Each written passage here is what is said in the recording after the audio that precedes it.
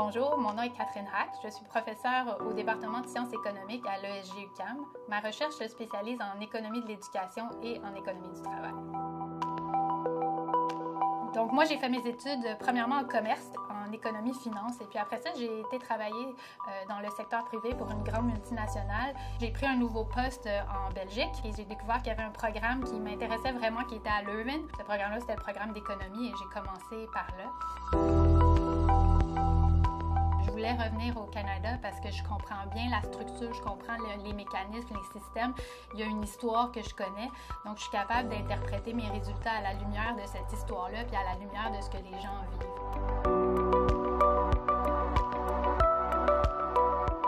J'aimais l'idée en économie, l'idée qu'on a des ressources limitées puis il faut les utiliser de manière optimale pour maximiser le bien-être de tous. Donc cette idée-là en économie est souvent pas rappelée assez. Il y a un concept de partage, d'utilisation responsable des ressources que j'aimais beaucoup. C'est ça qui m'a attirée vers l'économie. Puis au fil de mon parcours, j'ai découvert l'économie de l'éducation, l'impact de l'éducation sur la croissance économique, sur le développement des jeunes, leur parcours sur le marché du travail. Je dirais que ma recherche se divise en deux volets. Le premier volet est apparu en premier. C'est vraiment un volet où je vais regarder l'impact de différents programmes sur le bien-être des enfants et leur développement, mais aussi sur le travail des parents. Donc, on va parler de programmes comme les services de garde à contribution réduite, les congés parentaux, le programme de nutrition prénatale du Québec, le programme HOLO. Aussi, je vais regarder des choses comme l'impact de la taille des classes sur le développement des enfants.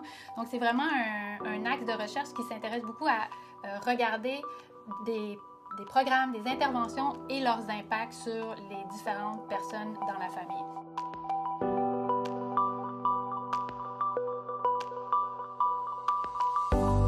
L'autre axe de recherche, en fait, c'est plutôt en lien avec la mobilité intergénérationnelle et surtout au niveau du revenu.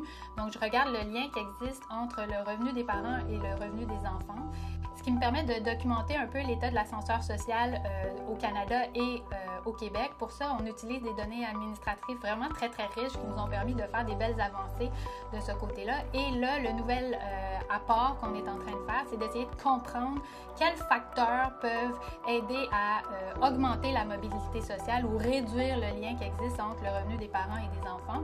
Et là, on est vraiment en train de se pencher sur le rôle de l'éducation des parents et le rôle de l'éducation des enfants pour essayer de voir si l'éducation est un moteur qui peut améliorer la mobilité sociale.